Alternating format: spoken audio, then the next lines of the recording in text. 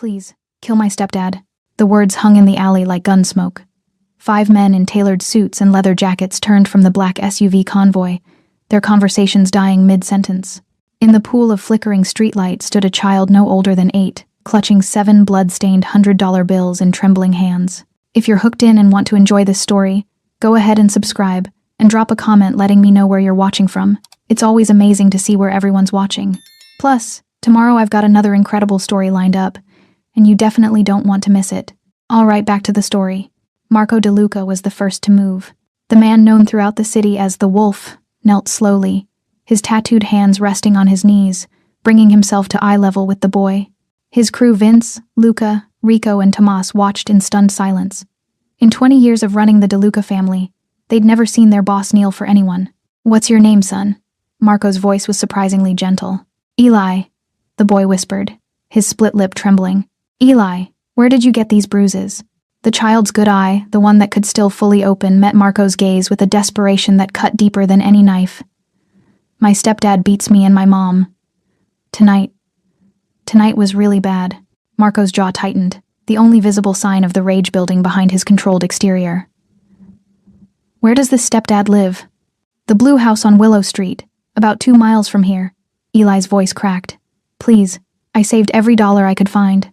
I heard you're the man who fixes things." Every man in that alley knew Willow Street. It was the east side where domestic calls went unanswered until someone turned up dead, where neighbors learned to ignore screaming, where corruption ran deeper than the sewers. Rico stepped forward, his hand already moving toward his jacket. "Boss, let's go handle this right now." "Wait." Marco's command cut through the night. But what he said next shocked them all. Marco stood slowly, his eyes never leaving Eli's battered face. "This boy just offered us $700 to commit murder." He let the weight of that sink in. That means this kid is so desperate, so terrified, that he walked 2 miles in the dark alone to find killers. The crew exchanged glances. Vince's fists clenched. Luca's expression went cold. They all understood what Marco was really saying. "The system failed him," Tomas muttered, his voice bitter. "Cops don't do jack about domestic situations until somebody's in the morgue. Then we handle it the old way," Rico suggested, his hand still near his concealed weapon. "Send a message." Eli's eyes widened, a mixture of terror and desperate hope swirling in that single expression. He'd asked monsters to do monstrous things, and now he was watching them decide his fate. Marco made a decision that would change everything. "Call Doc." Doc wasn't a doctor. He was their guy, the ex-paramedic who'd lost his license after a malpractice suit, now running a legitimate clinic that asked no questions. He arrived within minutes, his medical bag in hand, and knelt beside Eli under the harsh alley lights. His examination lasted less than 2 minutes. When Doc looked up, his face was ashen. "Broken ribs," he announced quietly, "possibly cracked sternum, the swelling around his abdomen." He looked at Marco. "This kid needs a hospital. Could be internal bleeding." The alley erupted. Vince kicked the nearby dumpster with explosive force. Luca started pacing like a caged animal.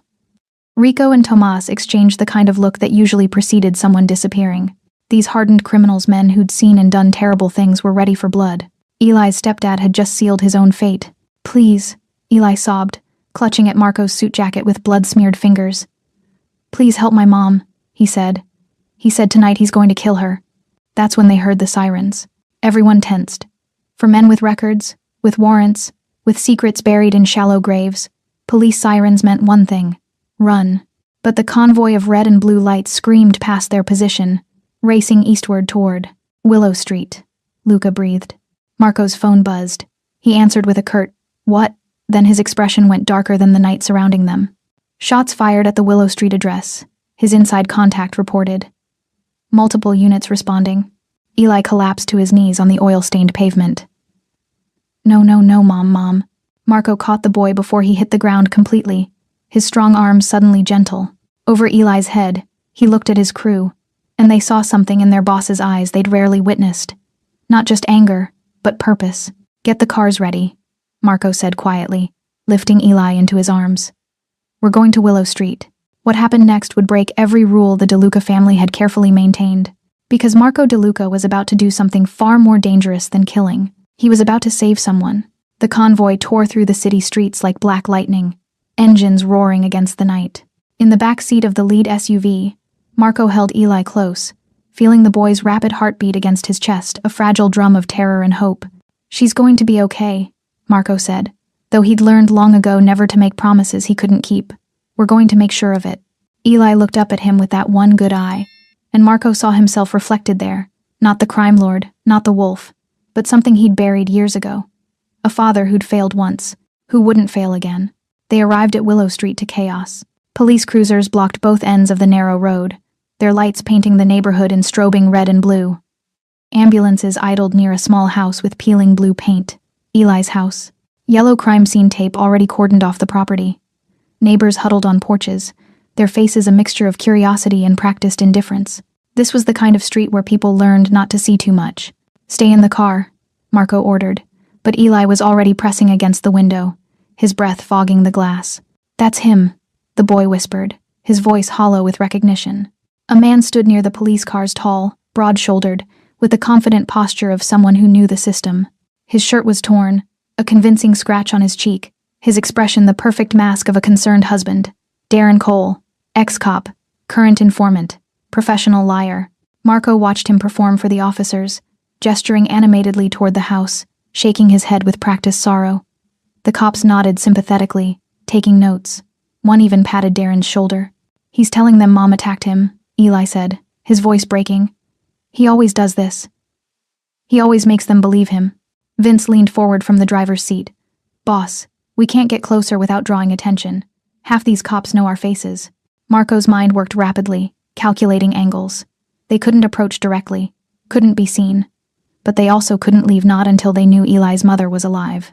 "Luca, take the boy to the safe house on 5th Street, Marco commanded. "Rico, Tomas, find out what happened here. Use the scanner, call our contacts. I want to know everything." "What about you?" Vince asked. Marco's eyes never left Darren Cole. "I'm going to watch him, and then I'm going to learn everything about him." As the other vehicles pulled away, Marco remained, his SUV parked 3 blocks down with a clear sightline. He watched Darren play his role, the concerned husband whose wife had a mental episode, the victim of domestic violence, the man who'd called for help. Rico's voice crackled through the radio. "Boss, I got the scanner feed. Dispatch logged it as a domestic disturbance. Husband reporting his wife attacked him with a kitchen knife. Wife's been taken to Mercy General for psychiatric evaluation. No charges filed yet." Psychiatric evaluation. Marco's blood ran cold. It was brilliant, in a sociopathic way.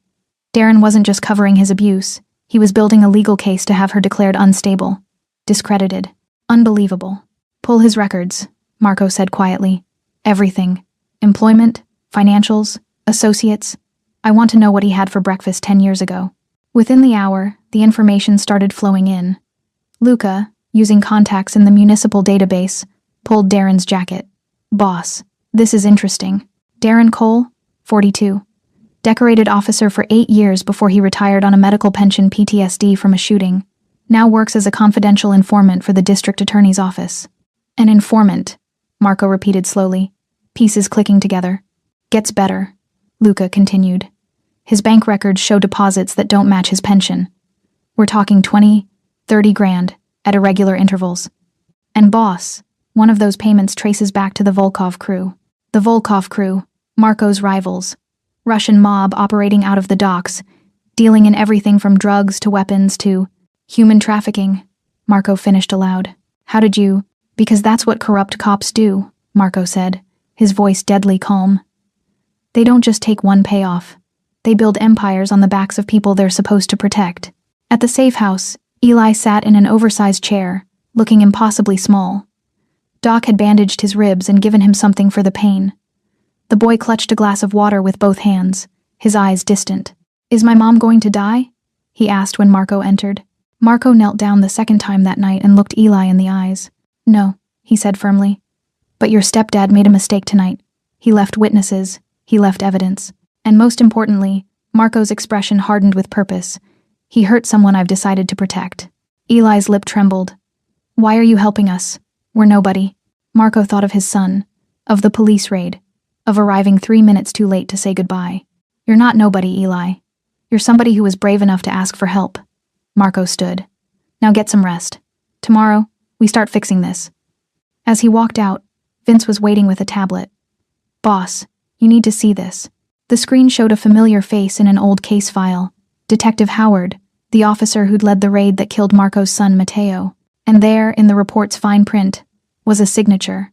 Witness statement verified by Officer D. Cole. Marco's hands tightened on the tablet until the screen cracked. Darren Cole hadn't just hurt Eli. He'd destroyed Marco's family years ago. The safe house fell silent except for the ticking of an old grandfather clock in the corner. Marco stood alone in the study, holding a silver-framed photograph that never left his desk no matter which property he occupied. Mateo, 7 years old, gap-toothed smile, dark curls like his mother's, holding a baseball glove 3 sizes too big. The photo was taken 2 hours before the raid. Marco's thumb traced the frame's edge, a ritual he'd performed 1,000 times. The glass was worn smooth where he always touched his son's face, as if he could somehow reach through time and pull the boy back to safety. You had a boy too, didn't you? Marco turned sharply. Eli stood in the doorway, barefoot, wearing one of Doc's oversized t-shirts that hung to his knees. The boy's face was a patchwork of purple and yellow bruises, his bandaged ribs visible beneath the thin fabric. You should be sleeping, Marco said, but his voice lacked its usual command. I can't. Eli walked closer, his movements careful, guarded the walk of someone who'd learned to measure every step around dangerous men. But when he saw the photo, something shifted in his expression. Recognition, maybe. Shared grief. What was his name? Mateo. The name caught in Marco's throat like broken glass. He hadn't said it aloud in months. He was 7. I'm 8, Eli said quietly, as if this simple fact mattered, as if it connected them somehow. What happened to him? Marco set the photo down carefully, buying time, weighing how much truth a traumatized child could carry. But then he looked at Eli, really looked at him and saw someone who'd already carried more than any child should. The police came to one of my properties, Marco began, his voice flat, factual. There was intelligence about weapons, drugs, the usual accusations, most of them true. He paused. But Mateo wasn't supposed to be there. His mother and we were separated. She'd brought him by to pick up some of his things. Wrong place. Wrong time. The cops shot him? There was confusion, shouting. Someone thought they saw a weapon. Marco's jaw tightened. He was holding his toy car. Red Ferrari. His favorite. Eli moved closer, standing beside Marco, both of them staring at the photograph as if it were a window into the past.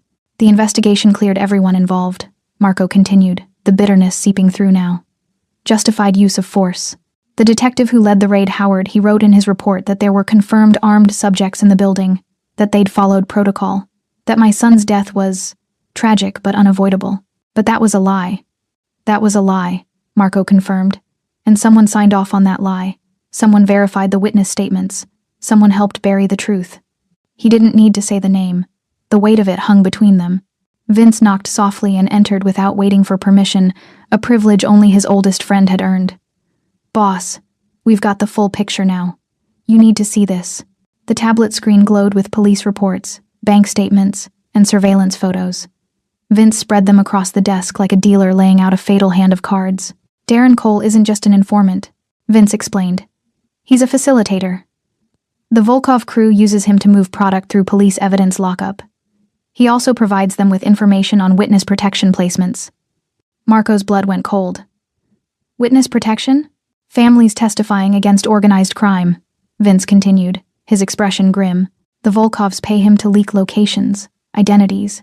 Some of those families, boss, they just disappeared. The files say they relocated, but they're dead, Marco finished. Or worse. Luca appeared in the doorway, his face pale. Boss, there's more. I pulled the social services records for Eli and his mother. 3 different neighbors reported suspected abuse over the past year. 3 different times Child Protective Services opened investigations. And Marco already knew the answer. All 3 investigations were closed without action.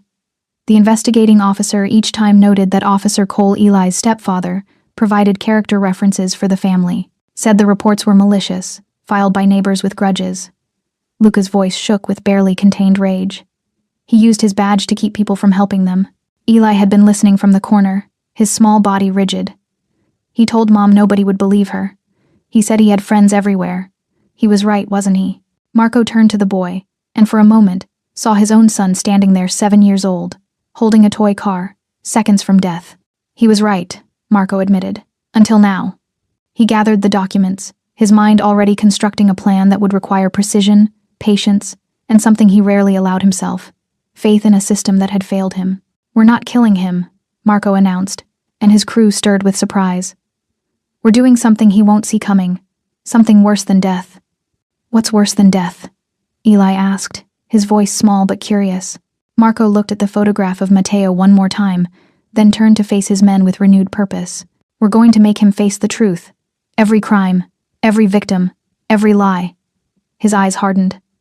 "We're going to destroy everything he built on other people's suffering, and then we're going to make sure everyone, the courts, the media, the public, knows exactly what kind of monster wore a badge." Vince crossed his arms. "That's going to take time, boss. Maybe weeks. And every day we wait is a day we gather evidence," Marco interrupted. "Is a day we build a case so airtight that not even his cop friends can save him." He looked at Eli. "Your stepdad thinks he's untouchable. We're going to prove him wrong." Eli nodded slowly, something like hope flickering in his battered face. "And my mom? We protect her," Marco said simply. "Starting now." Outside, the city sprawled beneath them, millions of lights, millions of lives, and somewhere in that vast darkness, a predator who thought he'd won. Darren Cole had no idea the storm coming his way, or that it was being guided by a ghost's memory and a father's grief. The surveillance began at dawn. Rico sat in a nondescript sedan 3 blocks from Darren Cole's duplex, camera with a telephoto lens resting on his lap, a takeout coffee going cold in the cup holder. Tomas occupied the corner booth at Rosie's diner across the street, laptop open, headphones in, looking like any other remote worker. But his screen showed live feeds from 3 micro cameras they'd planted during the night, one on the streetlight, one in the alley, one disguised as a loose brick near Darren's front door.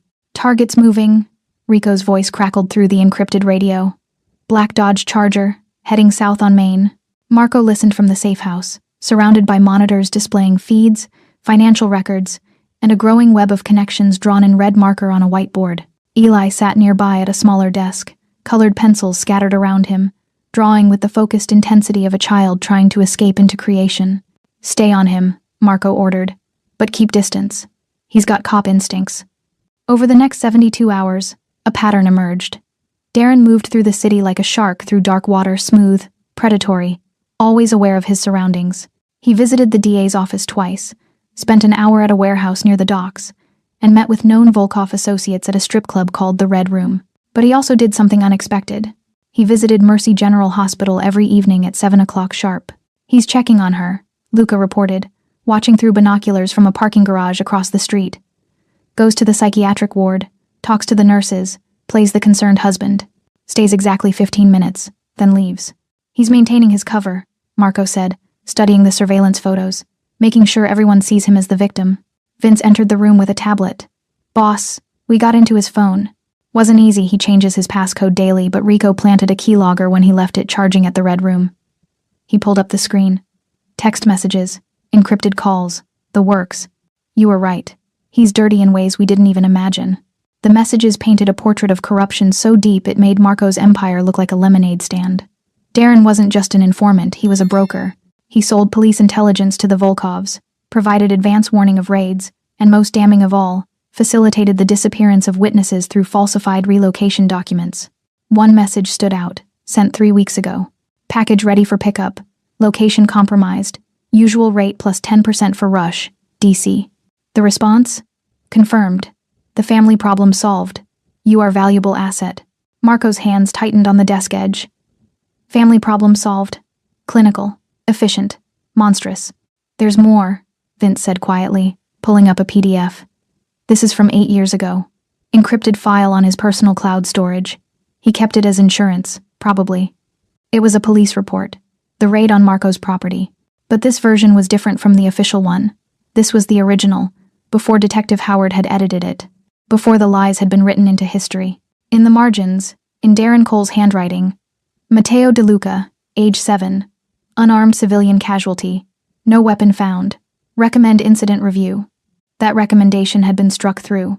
Below it, Howard had written, report amended per discussion, operational necessity, witness verification, Officer D. Cole. Marco read it 3 times, each word a knife turning in old wounds. Darren had known.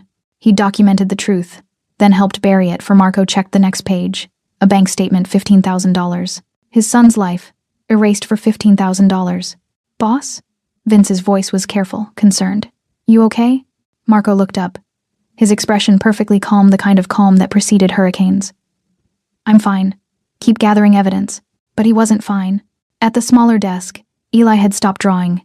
His latest sketch lay before him. Marco, Vince, Luca, Rico, and Tomas, standing together, rough but recognizable. Above them, in careful child's handwriting, the good guys.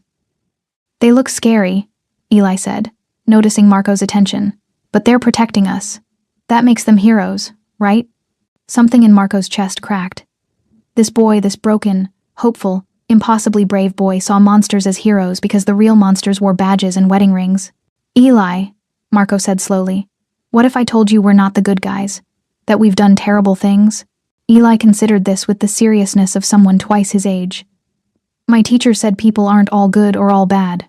She said we're all just trying to do our best with what we know. He touched the drawing.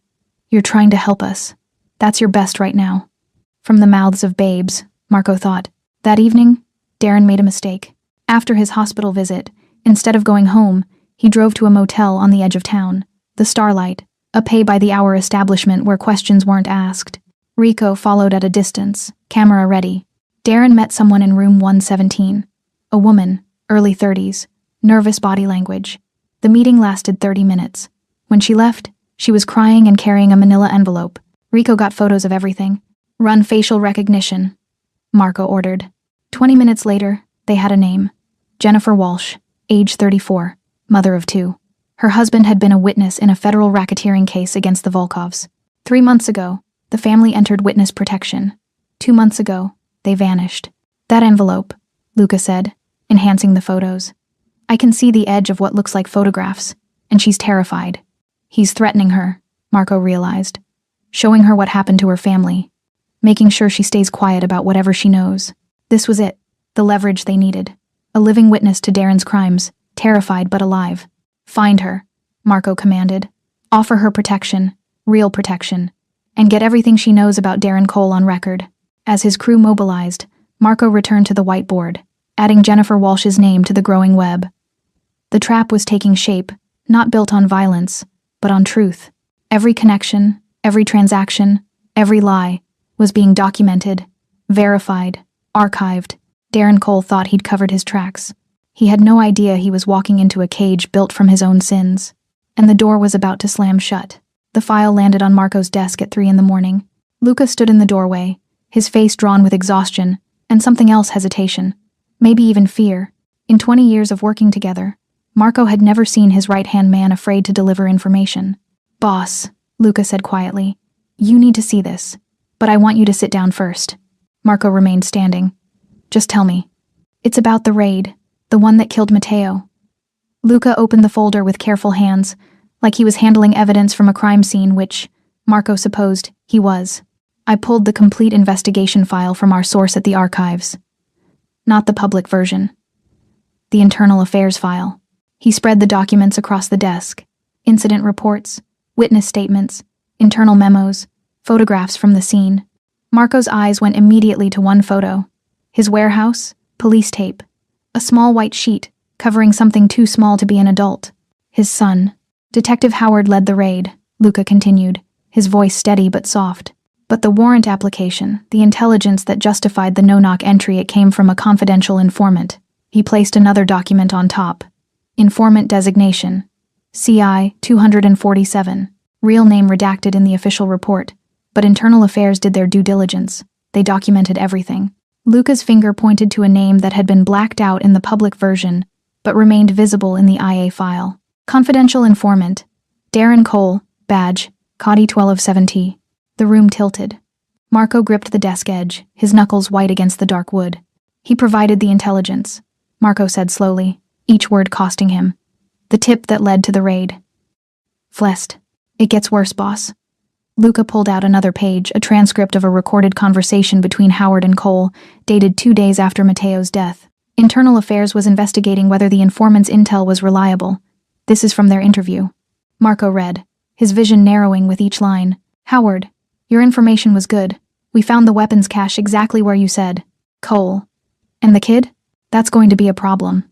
Howard. Not if we handle it right. The father's DeLuca connected. Dangerous. The shooting was clean. Officer felt threatened. We stick to that. Cole. What about my payment? This was supposed to be straightforward. Howard. You'll get your money. But we need to adjust the report. Remove any mention of the child being unarmed. Can you verify the witness statements? For the right price, I can verify anything. The transcript continued, but Marco stopped reading. His hands were shaking, not with grief now, but with rage so pure it felt like ice in his veins. How much? Marco's voice was barely a whisper. How much did they pay him? Luca placed a bank statement on the pile. 15,000, deposited 3 days after the raid, listed as confidential informant compensation. $15,000. Mateo's laughter. His terrible knock-knock jokes. His obsession with dinosaurs. His habit of falling asleep during car rides with his mouth open. 7 years of life. Infinite potential. Immeasurable love. Erased for $15,000 and a cover-up. There's one more thing, Luca said, and Marco heard the genuine apology in his voice. The weapons cache Cole tipped them about? It was real. You did have guns stored there. But boss. He pulled out evidence logs. The quantity Cole reported and what was actually found, it doesn't match. He inflated the numbers to justify the no-knock warrant, made it sound like an arsenal when it was maybe a dozen pieces. Marco had stored those weapons for protection, for his crew. He'd never denied being a criminal, but he'd been careful. The warehouse was supposed to be empty that day. Mateo wasn't supposed to be there, except someone had known they would be. He knew, Marco realized, the pieces clicking together with horrible clarity. Cole knew my son would be there. He'd been watching us, building his case. He inflated the threat level to guarantee a violent response. Boss, I don't think he wanted the kid to die, Luca said carefully. But I think he didn't care if it happened. Collateral damage for a good payday. Marco walked to the window, staring out at the sleeping city. Somewhere out there, Darren Cole was in his bed, dreaming whatever monsters dreamed. Did he remember Mateo? Did he remember all the lives he'd destroyed with his signatures and his silence? Behind him, he heard soft footsteps. You're going to kill him now, aren't you? Eli stood in the doorway, pajamas wrinkled, hair sticking up, looking impossibly small and impossibly wise. The boy had the gift or curse of understanding things children shouldn't have to understand. That's what I would do, Eli continued, walking closer. If someone hurt someone I loved and I found out who did it, I'd want them dead. Marco knelt down, bringing himself to Eli's eye level, a gesture that was becoming habit. Is that what you still want? For me to kill your stepdad? Eli was quiet for a long moment, his fingers playing with the hem of his shirt. I don't know anymore. When I came to you, I was so scared and so angry. I thought that was the only way. But then you helped us without killing anyone. You're catching him with truth instead of bullets. He looked up, his one good eye, the other still swollen, meeting Marco's gaze directly. If you kill him now, does that make you like him? From the mouths of babes. No, Marco said, and he realized he was answering himself as much as Eli. It makes me worse. Because I'd be choosing revenge over justice, and I'd be teaching you that might makes right. He stood, turning back to Luca. Double the surveillance. I want every move he makes documented, every call, every meeting, every breath. And find Jennifer Walsh. If she'll testify, we have enough to bury him legally. Luca nodded, relief evident in his expression. You sure about this, boss? The other way would be cleaner. The other way would be easier, Marco corrected. But this boy, he gestured to Eli, came to Killers for help and found something better. I'm not going to prove him wrong. As Luca left to coordinate with the crew, Marco looked at the photo of Mateo again. His son smiled up at him from frozen time. Forever 7, forever innocent. I couldn't save you, Marco whispered to the image. But I can save him, and maybe that's the point. Eli's hand slipped into his small, trusting, warm with life. Your son would be proud of you, the boy said simply. Marco squeezed gently, his vision blurring. I hope so, kid. I really hope so. Outside, dawn broke over the city, painting everything in shades of gold and gray. Somewhere, Darren Cole was waking up, unaware that his past and present were colliding. The trap was nearly set, and this time, Marco was building it not with violence but with something far more permanent. The truth. The plan went into motion on a Tuesday, not because Tuesdays were significant, but because that's when everything aligned. Jennifer Walsh agreed to testify, the files were compiled, and most importantly, Darren Cole made his weekly visit to collect his informant payment from the DA's office. He had no idea he was walking into his last day of freedom. Marco sat in the safehouse war room, surrounded by his crew and enough evidence to bury 10 men. Bankers' boxes filled with documents lined the walls. 3 laptops streamed data to secure servers, and in the center of it all, a single thumb drive containing 8 years of corruption, violence, and lies. "Everyone clear on their roles?" Marco asked, his voice calm despite the magnitude of what they were attempting. Rico nodded. "I've got the journalist at the Tribune. She's hungry, ambitious, and hates dirty cops. Soon as she gets the file, she'll run with it. The FBI contact is ready," Tomas added. "Anonymous tip, untraceable. They'll have everything: wire transfers, encrypted messages, the witness protection leaks, all corroborated. Social media accounts are prepped," Luca said, pulling up multiple screens. "Burner profiles, VPNs layered 6 deep. The moment the news breaks, it'll flood every platform. There won't be a corner of the internet where his face isn't visible." Vince leaned back, arms crossed. "And if he runs?"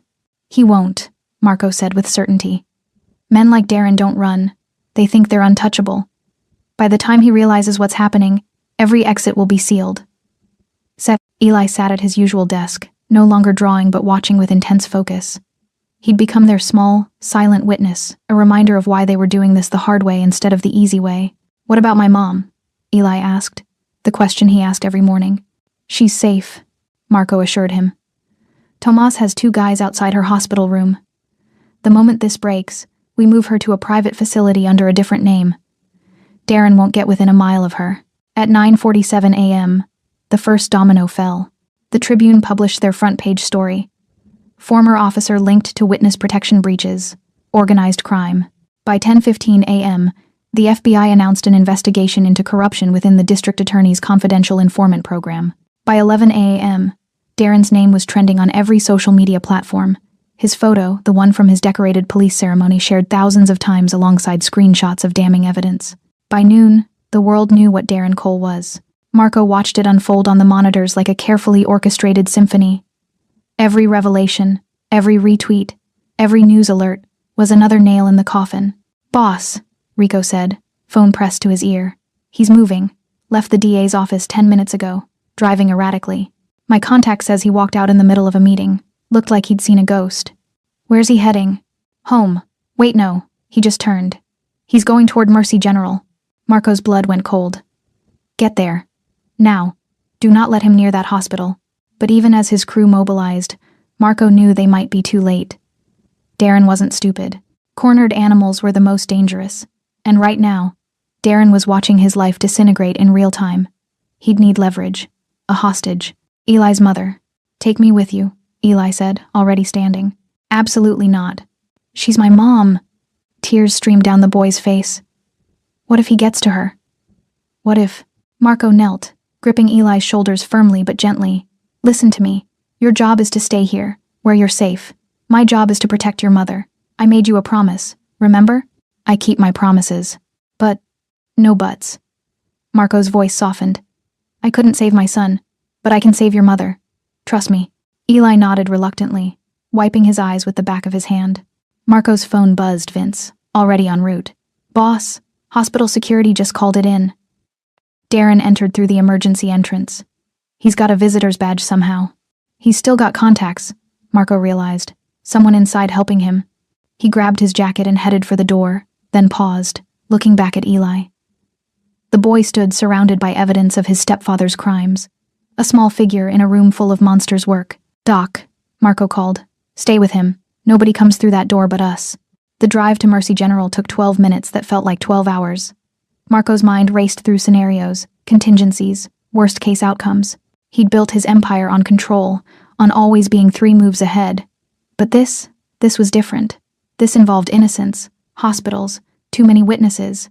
This required precision he wasn't sure he possessed anymore. His phone rang. Luca's voice was tight with tension. "Boss, we've got a problem. Hospital security found the 2 guys we had on protection detail. They're unconscious. Someone hit them with a taser." "Darren?" "Had to be. He's in the building somewhere, and we've lost eyes on Eli's mother. They moved her this morning to a different floor for security reasons. We're trying to figure out which one." Marco's hands tightened on the steering wheel. "Find her. And find Jennifer Walsh. If Darren knows about her testimony, he does, Luca interrupted grimly.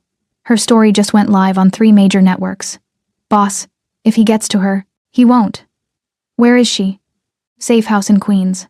I've got Rico and 2 guys heading there now. The SUV screeched into the hospital parking garage. Marco emerged, adjusting his jacket to conceal the weapon he carried, a last resort he hoped he wouldn't need. Inside, the hospital hummed with controlled chaos. Nurses moved efficiently between rooms. Visitors clutched flowers and balloons. A child laughed somewhere down the hall. Normal people living normal lives, unaware that somewhere in this building, a desperate man was hunting. Tomas appeared from a stairwell, slightly out of breath. Psychiatric ward, 4th floor. They moved her to room 4C this morning. Private room, supposedly more secure. Supposedly, Marco repeated darkly. They took the stairs 3 at a time, emerging into a corridor that felt too quiet. A nurse's station sat unmanned. A medication cart stood abandoned mid-hallway. And at the end of the corridor, room 4C's door stood slightly ajar. Marco drew his weapon, moving silently. Tomas flanked him, hand near his own concealed piece. Through the gap, they could see movement shadows, struggling. Then a voice, desperate and familiar. Please, Darren, please don't. Eli's mother. Marco kicked the door open. The scene froze like a photograph. Darren Cole, wild-eyed and disheveled, holding a nurse by the throat with one hand, his other reaching for something, a syringe. Marco realized on the medical tray. Eli's mother cowered in the hospital bed, one arm in a cast, her face a map of old and new bruises. Get back! Darren screamed, grabbing the syringe and holding it like a weapon. Get back or you'll what? Marco's voice was cold, controlled. Kill her in front of a dozen witnesses? There are cameras in these halls, Darren. Security's already on their way. It's over. Over? Darren laughed, a sound edging toward hysteria. You did this. You destroyed everything. Do you know who I am? What I've done for this city? I know exactly what you've done, Marco said, taking one careful step forward. I know about the families you sold out, the witnesses who disappeared, the children who... They were criminals, Darren spat. All of them. They deserved. And Matteo DeLuca? Marco's voice went quiet. Deadly. What did a 7-year-old boy deserve? Recognition flashed in Darren's eyes, then fear. You're DeLuca. You're the father, Marco finished. The father whose son you helped murder for $15,000. Sirens wailed outside. Real police this time, not the corrupt ones Darren had bought. The hospital intercom crackled. Security to 4th floor, psychiatric wing. Darren's face crumbled. The syringe trembled in his hand. I didn't mean. The kid wasn't supposed to be there. It was just supposed to be a raid. I didn't. You didn't care, Marco corrected. That's worse than meaning to. The security team burst through the door, actual officers behind them. Darren dropped the syringe, and in that moment, he looked like what he truly was. Small, pathetic, defeated. As they pulled him away in handcuffs, Darren locked eyes with Marco one last time. You'll never prove anything. Marco smiled coldly. I already have. The call came 3 days later, at 2:47 a.m. Marco answered on the first ring, already moving. You didn't survive 20 years in his world by sleeping soundly. Boss, we've got a situation. Luca's voice carried the edge of controlled panic. Darren made bail. What? Marco was already pulling on his jacket. How? The charges. Judge Hendricks. He's on somebody's payroll, probably the Volkovs. Bail set at $500,000. Someone posted it an hour ago. Cash. Marco's mind raced. Darren was out, desperate and dangerous. A man with nothing left to lose and everything to burn. Where's Eli's mother? That's the problem. She checked herself out of the hospital this afternoon. Said she wanted to go home, get some of her things before the trial. We had a guy following her. But... Luca's pause said everything. But? He's not responding. Last ping on his phone was near the old warehouse district on Pike Street. The warehouse district. Abandoned buildings, no witnesses, no cameras. The perfect place for someone to disappear. Assemble everyone, Marco ordered, and get Eli to the secondary safe house. Lock it down. Boss, there's more. Luca's voice dropped. Jennifer Walsh is gone too. Darren must have had someone watching our safe house. Her protection detail is dead. 2 women, 2 witnesses, both vanished. Marco's jaw clenched. He's not running. He's trying to erase the evidence. 20 minutes later, the DeLuca convoy rolled through abandoned streets where streetlights flickered like dying stars. The warehouse district rose before them, skeletal buildings of rust and broken glass, monuments to an industrial age long dead. Vince pointed to a black Dodge Charger parked outside Warehouse 7, the same one they'd been tracking for weeks. That's his car. Could be a trap, Rico warned, checking his weapon. It is a trap, Marco agreed, but we're walking into it anyway. They approached tactically, spreading out, using the darkness and ruins as cover. Marco led the way, his movements practiced and efficient. He'd done this 100 times, the approach, the confrontation, the violence that usually followed. But tonight felt different. Tonight felt final. The warehouse's main entrance gaped open like a mouth. Inside, weak light filtered through broken skylights, illuminating a vast space of concrete pillars and graffiti-covered walls. And in the center, under a hanging industrial lamp someone had rigged to a generator, stood Darren Cole. He wasn't alone. Eli's mother knelt on the concrete, hands zip-tied behind her back, duct tape across her mouth. Beside her, Jennifer Walsh, in the same condition. Both women's eyes were wide with terror, tracking every movement. Darren held a gun, something heavy, possibly a .45. His other hand clutched a phone. That's far enough, DeLuca. His voice echoed in the cavernous space. I know you're out there. I know you brought your whole crew. Marco stepped into the light, hands visible, empty. Let them go, Darren. This is between us. Between us? Darren laughed bitterly. You destroyed my life, my career, my reputation, everything. Do you know what they're saying about me? What I've become? A truth you always were, Marco said coldly. We just made sure everyone else could see it. I was doing important work. Darren's gun hand trembled. The people I informed on, they were criminals, terrorists, threats to society. I kept this city safe. You sold out families for profit, Marco countered, taking one careful step forward. You helped traffickers, murdered witnesses, and covered up the death of my son. Don't stand there and pretend you were serving justice. Darren's face twisted. Your son was collateral damage in a necessary operation. You think I wanted him dead? It was an accident. An accident you profited from. An accident you buried with lies. The generator hummed in the silence that followed. Somewhere, water dripped from a broken pipe, counting seconds like a doomsday clock. Here's what happens now, Darren said, steadying his weapon, pointing it at Eli's mother. You back off. You retract everything, the news stories, the evidence, all of it. You tell them it was fabricated, a vendetta from a criminal organization. And maybe these women live. Marco studied him, the wild eyes, the sweat on his brow, the desperate grip on the gun. This was a man at the end of his rope, capable of anything. You know I can't do that, Marco said quietly. Then they die. Darren pressed the gun against Eli's mother's head. She whimpered behind the tape, tears streaming down her face. They die and it's on you. Another death on Marco DeLuca's conscience. Marco's crew stirred in the shadows, weapons ready, waiting for the signal. One word, and this would end in blood. One word, and Darren Cole would be a memory. But then another voice cut through the tension. Don't. Everyone froze. Eli stepped into the light, small and impossibly brave, his bruised face illuminated by the harsh lamp. He'd somehow followed them, somehow slipped past their security, driven by a child's desperate need to save his mother. Eli, no. Marco reached for him, but the boy walked forward, positioning himself between Marco and Darren. Please don't kill him, Eli said, his voice steady despite the tears on his face. Don't kill anyone. Darren stared at the boy, confusion warring with rage. Kid, get out of here. This doesn't concern you. Yes, it does. Eli looked at his stepfather, the man who'd terrorized him, beaten him, destroyed his childhood. You hurt me. You hurt Mom. You hurt a lot of people. But if he kills you, Eli gestured to Marco, then he becomes like you, and I don't want that. Eli, Marco's voice was rough with emotion. You told me revenge isn't justice. Eli continued, still looking at Marco. You told me we were doing this the right way. Were you lying? The question hung in the air like smoke. Marco met the boy's eyes and saw something that shattered him. Absolute trust. This child believed in him, believed he was better than his worst impulses, believed monsters could choose to be guardians. No, Marco said finally, holstering his weapon. I wasn't lying. He looked at his crew in the shadows. Stand down. Boss, Vince protested. Stand down. The tension shifted, compressed.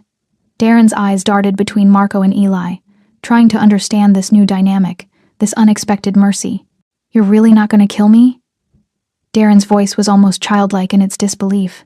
"No," Marco said, "but I'm not letting you go either." He pulled out his phone, pressed a single button. "We're at Warehouse 7 Pike Street. 2 hostages, armed suspect, multiple witnesses. Darren's face went white. "You called the cops?" "I called the FBI," Marco corrected. "Your cop friends can't help you anymore. The evidence is everywhere, backed up, distributed. You can kill these women. You can kill us all, but the truth doesn't die with us. It's already out there. You've already lost." In the distance, sirens began to wail. Darren looked at the gun in his hand, at the women on the ground, at the boy standing between him and vengeance. His shoulders sagged. The weapon dropped to the concrete with a clatter that echoed like a gavel's strike. "I didn't mean for any of this," he whispered. "Yes," Marco said coldly. "You did. You just didn't mean to get caught." The sirens grew louder. Red and blue lights began to strobe through the broken windows. The FBI burst through the entrance, weapons drawn, voices commanding. Marco pulled Eli close as federal agents swarmed Darren, as they cut the women free, as they secured the scene with practiced efficiency. "You asked me to kill a monster," Marco said quietly to Eli, watching as they led Darren away in handcuffs. "Instead, we buried him alive in the truth. That's a longer death, a harder one."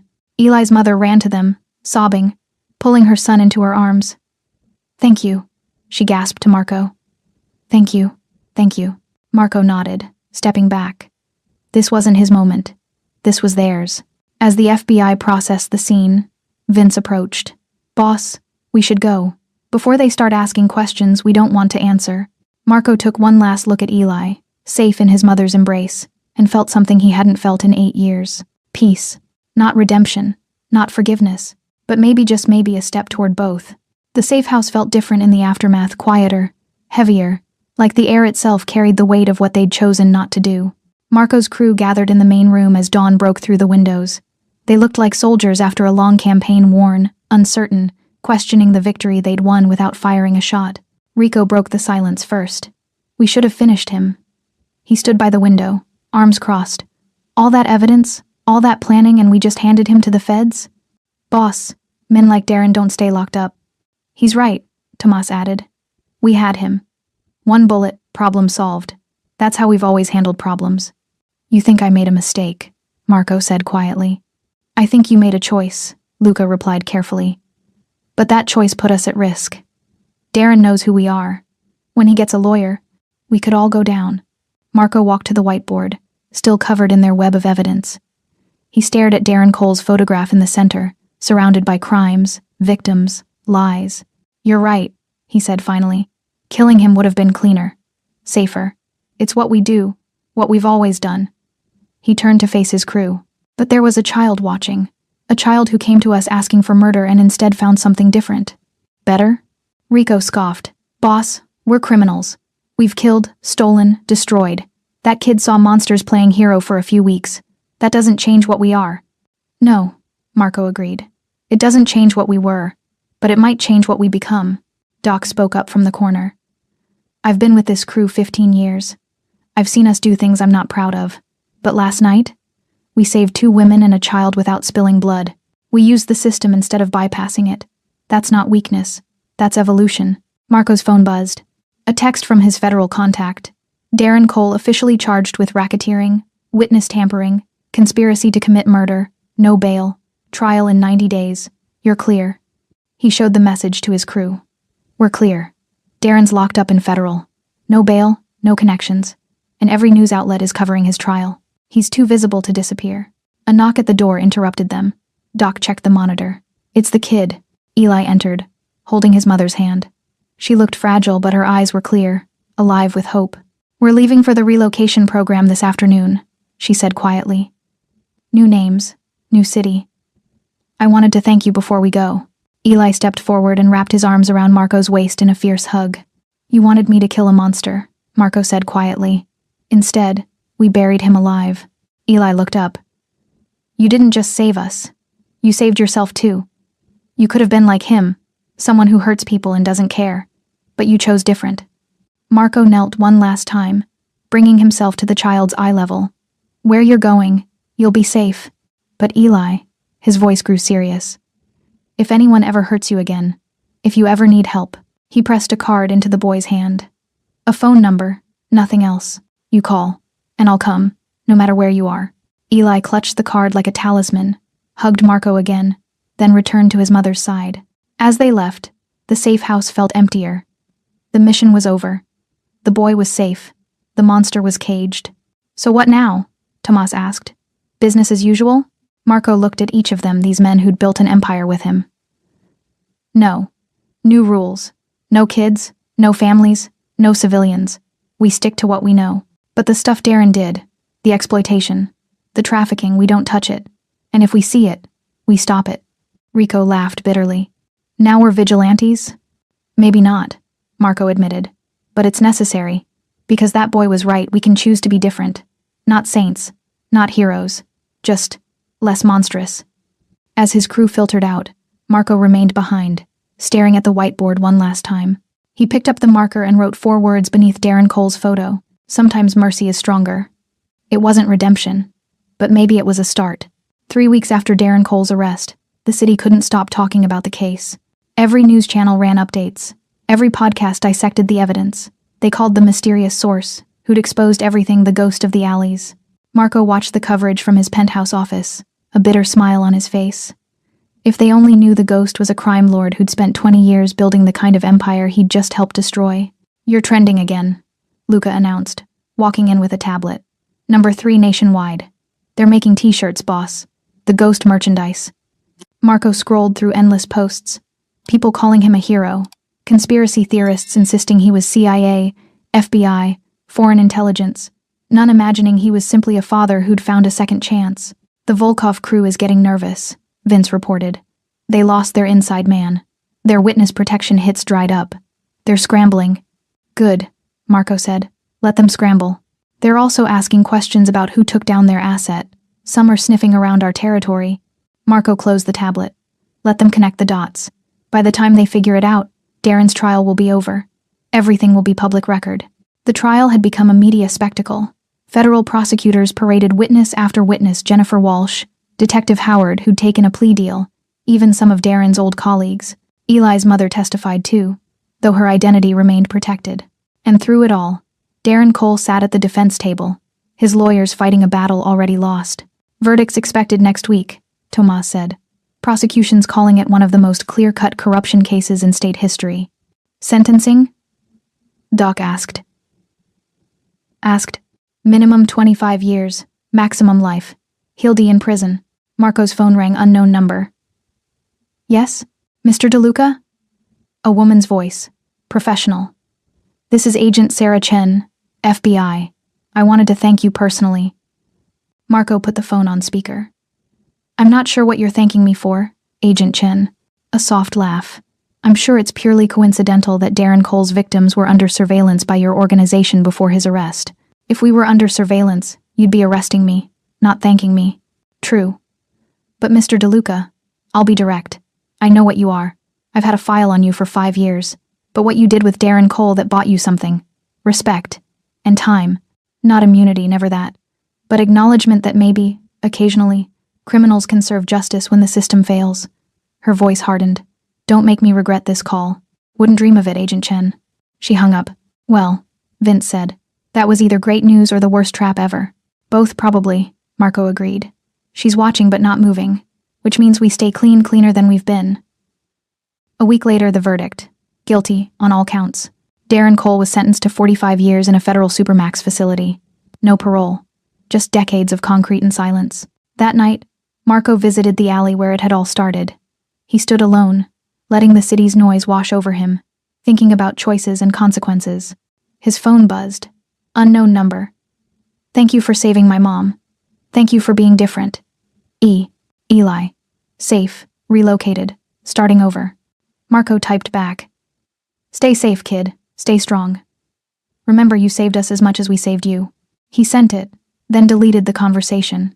As he walked back to his car, Marco caught his reflection in a darkened window. He looked the same hard eyes, same scarred knuckles, but something inside had shifted. He was still a criminal, still dangerous, but he was also, for one bloodied child, for one terrified mother, something else. The ghost of the alleys. And maybe that was enough. 7 years later, The alley looked the same, still shadowed, still smelling of rain and grease, still humming with the city's eternal noise. But the person standing in the light was different. Eli wasn't 8 anymore. He was 15 taller, broader, with his mother's gentle eyes but a harder set to his jaw. The bruises were gone, replaced by teenage wear. A skateboarding scar, boxing scraped knuckles, confident posture. He wore a dark hoodie, jeans, worn sneakers. In his hands, $700 bills crisp and new, so different from the blood-stained ones 7 years ago. Carefully, he knelt and placed the money on the pavement. Then he stood and spoke to the empty alley. The night I asked a killer for help was the night I met the man who saved us all. His voice had deepened but carried the same sincerity. I know you're listening. I know you have people watching. I needed to come. I needed to say thank you. From the darkness, Marco emerged, older now, moving carefully. He stepped into the light. You shouldn't be here, Marco said. You're supposed to be in Montana. Safe. I am safe. Because of you. Eli gestured to the money. $700. Same amount. But this time, it's not payment for murder. It's a tribute. A thank you. Marco approached, studied the young man Eli had become. Your mother? Teaching at a community college. She's happy. Really happy. She doesn't flinch anymore. Eli smiled. You gave her that. The FBI gave you that. The Witness Protection Program. No, Eli said firmly. You did. You could have killed him, but you chose something harder, something better. Marco bent down, picked up the bills, counted them. You kept this for 7 years? I earned it, saved it specifically for this. Eli met Marco's eyes. That night, I tried to buy a murder. Tonight, I'm trying to buy closure. Marco held out the bills. Take these back. You don't owe me anything. Keep them. Donate them. Burn them. But I needed to complete the circle. That scared 8-year-old needs to know he gave something back. Marco pocketed the money slowly, nodded. Your mother know you're here? She will when I call from the bus station. You are a friend. A weird, criminal friend. But a friend. I'm not your friend, Eli. You're the man who saved my life. Eli interrupted.